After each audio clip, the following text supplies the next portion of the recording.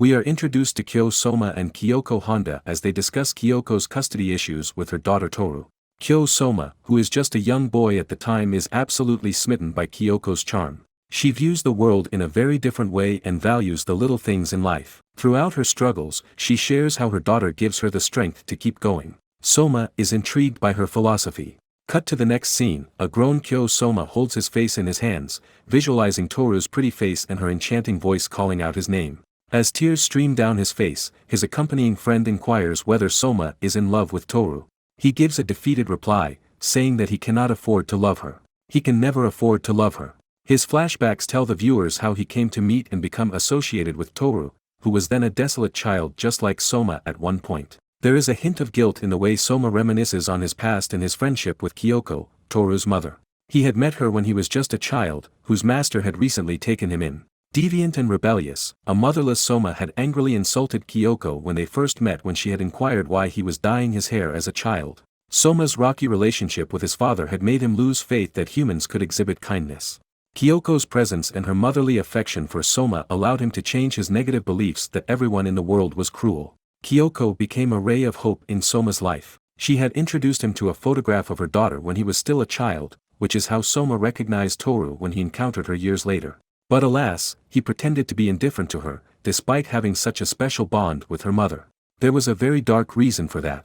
Soma had witnessed the passing of Kyoko in a car accident. He had felt responsible for her passing and was haunted by the ghost of his own mother after Kyoko's passing. Soma could never bring himself close to Toru after that. He felt that if he did, Toru would get hurt in the same way as her mother, just like Soma's mother warned him in his nightmares. After that, Soma resorted to hiding the memory of Kyoko's passing in his heart for years and years, never getting around to telling Toru about how he witnessed the life seeping out of her mother. The viewers are provided with a brief recap of how Soma plans to isolate himself completely after he completed high school. His demons continue to haunt him wherever he goes. He knows he can never spend his life with Toru, no matter how much he wants to. Hence he resorts to spending the time he has left in her company. But try as he might, he cannot remove Kyoko's blood-drenched face from his dreams, haunting him as she says that she will not forgive him. He continues to fight his feelings for Toru, determined to honor her mother's spirit and protect Toru from his cursed past. He ends up isolating himself from her as much as he can until Toru reaches her breaking point and demands to speak to him. Toru tells him there is something she needs to talk to him about. At that moment, Soma gives in, telling her that there is something he wants to ask her too. He tells her that she can call him an idiot, but he needs to know whether she has feelings for him. Toru's look at defeat gives him the answer. But it's not the one he wants. Soma storms out of the house, clenching his fists in guilt and remorse. He thinks of himself as incapable of Toru's love and feels sorry that she loves someone like him, someone who was responsible for her mother's passing. Toru runs after him, pleading with him to wait. At this point, Soma reaches his breaking point. He whips his arm free from Toru's grasp and reveals to her that he knew her mother years before he met Toru. He recalls the day Kyoko passed away in the road accident, how he had reached out to grab her arm and pull her away from the car speeding toward them. But he had been a coward. But if he had hugged her, he would have revealed that he was not human. And that possibility scared him more than Kyoko risking her life. Soma tells Toru that her mother died because of him. He feels like it was his fault and tells her how she haunts his dream, and she tells him that she will never forgive him for not trying to save her. Toru listens to Soma speechlessly. He clutches the hem of his shirt, recalling the ugly memories as tears brimmed over his eyes. Toru is silent. She tells Soma flatly that she cannot accept that her mother would say those cruel words to him. And even if she did, Toru would disagree with her because she needed Soma to realize how much she loves him. Soma continues to keep his walls up, calling Toru's feelings for him a disillusionment. He runs off, frantically trying to escape his demonic thoughts. Suddenly, to his horror, he witnesses Toru on the ground, injured and unconscious from her fall from a cliff, possibly in her pursuit of Soma. He drops to his knees, touching her face as tears stream down his eyes and drop down his nose. His hands are covered in blood, a sight that is all too familiar to Soma as he desperately pleads with Toru to wake up. To his relief, Toru regains consciousness. He admits his feelings for her and the two share a sweet intimate moment. However, that euphoric moment is short-lived as Soma is seen falling back into the depths of his regrets, causing him to isolate himself from everyone once again. He is in the process of packing his belongings and running away from home when his friend walks in on him. The two grew up together, taking under the wing of the same master. Soma tells his friend to take care of Toru and protect her, as that would be best for everyone's sake. He thinks of himself as incapable of protecting Toru. Hence it is best if he walks away for good. His friend listens to Soma with a smug expression and hurls a punch at him when he is finished. He yells at Soma demanding to know whether he thinks he is God who can protect Toru from falling off a cliff or getting hit by a car. There are some things that Soma cannot protect Toru from. Nobody can, and that is simply how life works. Soma is surprised by his friend's outburst. He is rewarded with another punch when he insists that he is bad for Toru. His friend brings to his attention how Toru laughs when she is with Soma, and how his presence brings her to life. There are some things that only Soma is capable of achieving, and Toru's happiness is one of them. Soma is the superhero that he thinks he is incapable of being, and his friend passionately makes him realize that, threatening to land another punch if Soma does not quit his nonsense. Soma is completely taken aback. He takes a minute to gather his bearings and then silently walks out of the room, abandoning his plans to run away for now. He walks around, trying to find Toru. All along the way, Soma questions whether he is doing the right thing and whether his feelings are even real for Toru or not. Perhaps it is all an illusion. What if his feelings for Toru are a lie? Meanwhile, he locates Toru coming out of a facility, and instantly his doubts vanish. His heart feels full as he realizes that he does indeed love her. There is no room for confusion anymore. There she stands, beautiful and breathtaking. He stares at her silently as her eyes find him too. They take in the image of each other, accepting the revelation of their strong feelings. Suddenly Toru runs off, embarrassed and flustered by the intensity of Soma's gaze. She finds a place in a secluded area, burying her face in her hands with embarrassment. As Soma cautiously approaches her, she turns away, embarrassed by her overwhelming emotions and scared that she would repel Soma once again. Soma continues to walk towards her, being sensitive to her reaction to his presence. He drops to his knees in front of her and apologizes for the way he had treated her. Toru had confessed her feelings for him and he had completely dismissed her before. But this time he is sure that he wants to be with her for the rest of his life and asks her to give him one more chance. He places his hand over Toru and surrenders his heart to her. Toru breaks down in tears, crying with joy and relief that she can finally be by Soma's side and that her feelings are reciprocated by the person she is in love with. The two share an intimate moment where Toru is embarrassed to find out that this is not their first time sharing a kiss. As they bask in each other's company, Soma asks Toru if he can hug her. He does warn her that his body is strange and he might end up hurting her, but Toru dismisses his worries by telling him about her concrete love for him. He has nothing to worry about. Soma pulls Toru into an embrace. Suddenly, visions of Kyoko flash before his eyes and his body stiffens up. Toru pulls away surprised. Soma is silently staring into space. He reaches down for the red and white beaded bracelet he wears on his wrist. Kyoko's smile flashes before his eyes and her warm words ring into his ears as he tugs on the bracelet and breaks it. As the beads fall to the ground, Toru bawls in the background as Soma realizes that he does not need the bracelet anymore. His guilt for what happened to Kyoko has finally received the closure that he had desperately been searching for all these years, and he owes this to Toru. She helped him accept that he was capable of love too, and his heart swells with affection for her. Cut to the next scene, Toru and Soma are standing in front of Kyoko's grave discussing their plans after graduation. Soma shares that he wants to go somewhere else after he is done with his studies, but this time, he would not isolate himself from the world. He has found a new zeal to live life and explore new things with Toru. She inquires if he has decided where he wants to go. Soma shares his plans to receive training from a dojo belonging to his friend. He will learn what he needs to replace his master. Toru senses the sincerity in Soma's words. She knows he means it and she is glad to see this change in him. Hence she tells him that she will go with him too. She wants to spend as much time as she can by his side and tells him that there is something she needs to talk to him about. Toru kneels down in front of her mother's grave. She tells Soma that she is absolutely sure that her mother had no grudges against him. Soma may have been haunted by Kyoko's unforgiving image, but he was not to blame for what happened to Toru's mother. Hence Toru has decided that she will be by his side, no matter where he decides to go.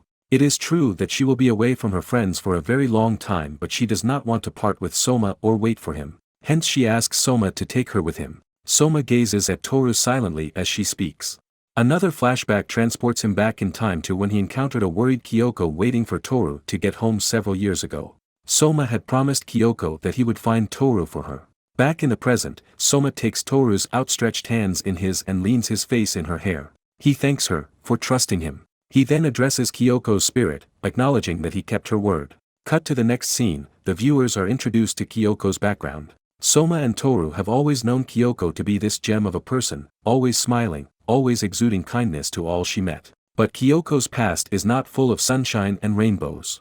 She had belonged to a broken family. Her father could care less about his family and her mother paid her no attention and only concerned herself with her own appearance.